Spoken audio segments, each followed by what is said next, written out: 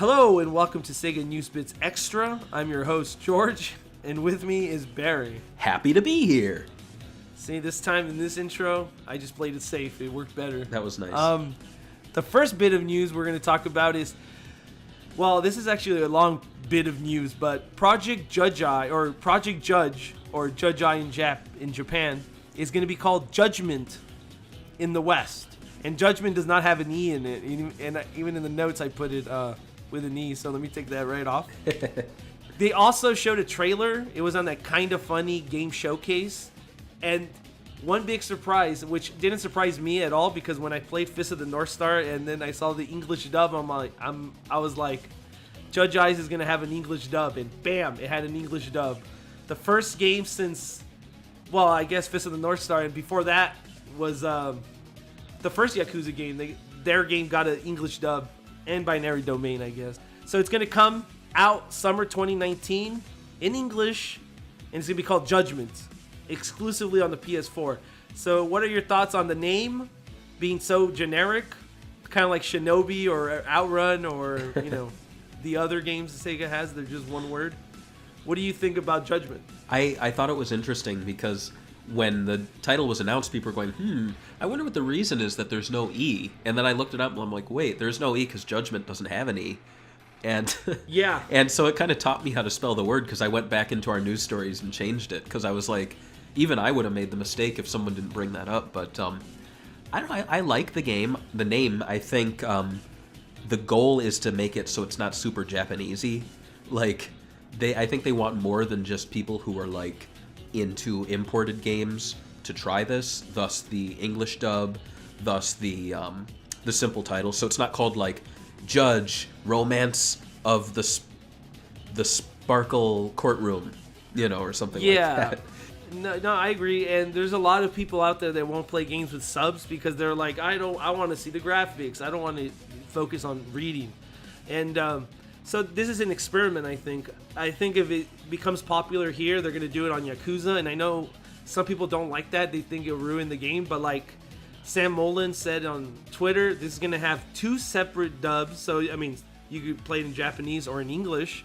And two separate subs. So the English one could be more changed to fit Western audiences. Right. And the Japanese one is more of a translation of what it was in Japan. And I think that's a really good equilibrium. This allows the franchise to get new audiences that wouldn't play it, and it also lets the Japanese people geek out and play it in Japanese. Yeah, I think it's a great option. And you see this too with anime Blu-ray releases now. Like, people are really strict about what they call dub titles. I know I have an old movie on DVD, and they're very clearly drinking coffee, but in the English dub, they're like, have some hot cocoa. And they're not saying hot cocoa in Japanese, and so it just doesn't work. No. Or a character will like be laughing in the English dub, but they won't laugh in the Japanese one, but the subtitles will say, ha ha ha ha. It doesn't make sense. Yeah. So I'm surprised that Sega actually paid for two subs. Are you surprised about that? I am surprised about that.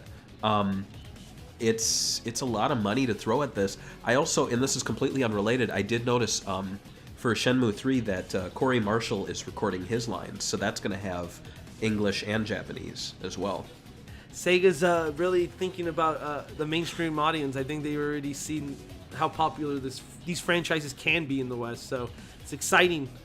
Next bit of news is that Joker from Persona 5 is going to be included as the first DLC character for Super Smash Bros. Ultimate, so it's not in the game. You have to buy the season character pass. So he's the first one to be announced. There's going to be 4 more after this.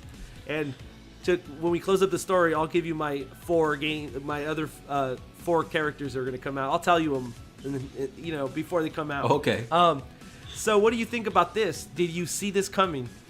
I did not see this coming at all. I missed the Game Awards, and I had no idea that it was basically just a trailer reveal show. And if I had known that, I might have watched it, because to see a Sega or Atlas ad during one of these is kind of surprising. Yeah, and it's surprising that it's Persona, because for a long time, Nintendo's had this image they wanted to protect of being family friendly. and like they always like overprotected it. Like there's even stories where they didn't want to make Smash Brothers because some people were scared that it was sending the wrong message because all these iconic characters are fighting each other. Didn't want to send a violent message. But now they're getting Joker from Persona 5, where it's like one of the plot points is that this like teacher is using students as sex slaves, and you're summoning demons, and you're doing all this like weird like dark stuff. And now you're putting that in a Nintendo game. It just shows you that they changed a lot in how they perceive their images. So yeah, this is cool. I'm excited for this. And this obviously led to a new rumor, which is basically the rumor that Persona 5 is going to be ported to the Nintendo Switch. This is obviously something that a lot of people started bringing up right away, right? Like, oh, obviously it's going to come to Switch now. So let me just tell you how the rumor started. The rumor started by Mystic Distance, which is a writer for Kingdom Hearts Insider and Persona Central, which are big sites. This is what he posted. Supposedly, it's heading to Nintendo Switch next year. The Nintendo Switch version will be announced the day Joker is playable in Smash, so once you can download them. The version will be a brand new title, which is not really uncommon for Atlus games. Every single time they re-release a new game, like the new Catherine game, they add a new title to it. The game will have adjustments, additional content, and this is obviously a rule that Atlus has had for a long time, where if they port a game over, it has to have new content. The Nintendo Switch has been in discussions, this port, since 2017. And the game's name is based on a domain Atlus recently registered. And I have a list of some of the domains. All they do is put the like P5AG is one. People think that's after Golden. P5D, which is dancing. P5R, which is Ruby, in my opinion. P5U, which is Ultimax, which people think might be a fighting game. But who knows what the title is going to be. But is this really that far-fetched? Atlus has literally re-released games that are less popular than Persona 5. Like Strange Journey just came out on the 3DS. They just re-released it. They do those E-Train Odyssey games all the time. So, this is coming. What is your opinion on that?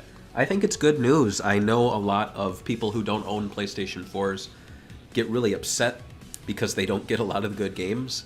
And it's understandable sometimes because, Sony does help with the release of these titles. However, I feel like we've gotten to the point now where these games are getting so popular, both Persona and Yakuza, that they should start branching out a little more and releasing them on more platforms. And I know PC has been a stepping stone for Yakuza, and I think Switch would be a great place for Persona. I agree with you, and I think they're stopping too short. I think Persona 5 is one of those games that could work on basically a toaster. It's a PS3 game, really. It was worked on the ground up for the PS3. Right. So put it on Switch, put it on Xbox One, put it on PC, put it on PS4. Just re-release this new release with all the new content. Put it anywhere that plays games, because in the end of the day, it just means more fans. Don't force fans to buy a Switch or a PS4. Let them play on PC or Xbox One. Oh, absolutely. Doesn't matter. Absolutely. Something we're doing now is that every week we like to tell you our weekly stories. They're maybe not Sega related, so I guess we'll let you go first, Barry. Oh boy, let me pluck something from the top of my head. Well, I'm looking forward. So there was a lot of trailers being released the past few days. Oh yeah. And I just wanted to talk about two real quick. So all the Aquaman stuff coming out, I'm very excited for that movie. I'll be honest, I'm not a big Aquaman fan. In fact, I only have one book that has the first Aquaman story ever written, and that's about my knowledge of him. But it's funny. I actually collect the Aquaman books. I have the New 52 and the Rebirth ones, and I actually enjoy them. Yeah. I heard that before the New 52, he was kind of a shitty character, but I'm actually enjoying the newer comics. I think they're pretty well done for the most part. Yeah, I thought that actor was one of the better parts in the recent DC movies, and I love the cast. Isn't Willem Dafoe in it? I think he is. And yeah. And oh gosh, Tamura Morrison's in it. He plays his dad. And if you remember him, he was Jango Fett in the prequels. Yeah. Boba. I really love the art style they have going on for this game. It really looks like you're in an ocean, It's really hard to do something like that, and I can see them screw it up. But so far, what I've seen in the trailers, it looks amazing. Yeah, it looks colorful. You can see what's going on, which I think a lot of movies forget to do. Like, if you're making beautiful graphics and effects, then, you know, let us see them. Don't hide everything in shadows. So I think that really works. The other trailer it's brief, but it's the Stranger Things 3 trailer. I'm looking forward to that as well. And the main reason I'm looking forward to it is because a major plot point in season 3 is a shopping mall. And they recreated an 80s shopping mall with like all of these legit stores. And like, I enjoyed season 1 a lot. I thought 2 was all right. But 3, if it's like taking place in a shopping mall, and if the shopping mall's like a weird portal to like another dimension or something crazy, that sounds like a lot of fun to me, personally. My bit of news is that Limited Run Games is going to do a physical version of, I don't even know if I'm saying this game's name right, Celeste, and Windjammers. They're doing Windjammers in a physical version on the Nintendo Switch. I'm actually very excited about that. Something I don't like, I don't know, man. Maybe we're just that old or that old school, but like, I hate buying a game digitally because I'm like, I'd rather have it physically. Oh, yeah. I don't know, like if I like a game a lot, I'm like, God, dude, I wish I just bought this physically. I don't know what it is about it. Just having a copy in your hand, it feels good. It's like, sometimes I read books digitally. I don't mind it. I could do it on my phone. I read like probably like 20 books digitally, you know? But there's something about holding a book in your hand and feeling the paper right. and folding the pages. Yeah. That it just, you can't replicate it. And I think the same thing with gaming, and I'm happy there's a publisher like Limited Run Games. I kind of wish they made their games a little easier to get when you forget about pre-ordering them, but I'm excited for that. Yeah.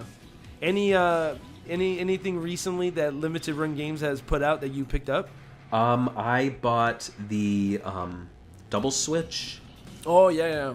Special edition, and I bought, what else did I get? I got the Night Trap Nintendo Switch special edition. I don't know why I bought that.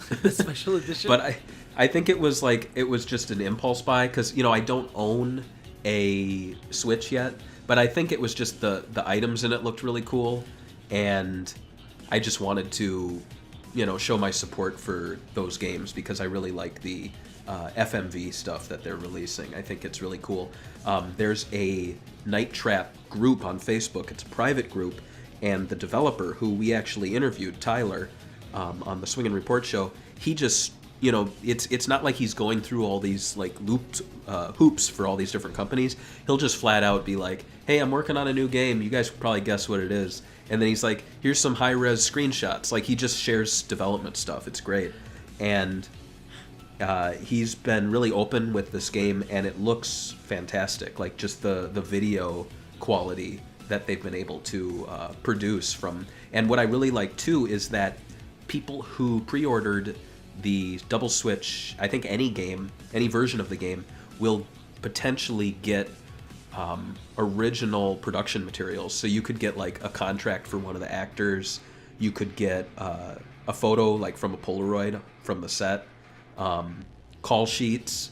So I'm really hoping I get something, because I was like one of the first people to order it. But it's not really based on when you went on, you know, it's based on random. You should just tell the guys from Limited Run Games, like, hey guys, that Barry guy from Chicago, you should add something in there.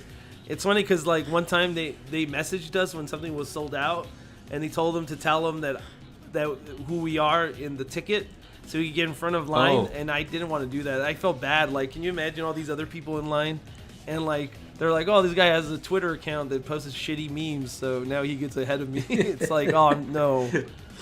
But yeah. Well, now we're probably going to lose all of our connections because I was posting a lot of negative Sonic movie news. So goodbye to all that. All right. See you guys next week. Thank you guys for the support. Love you. Bye. Love you. All right. Love you.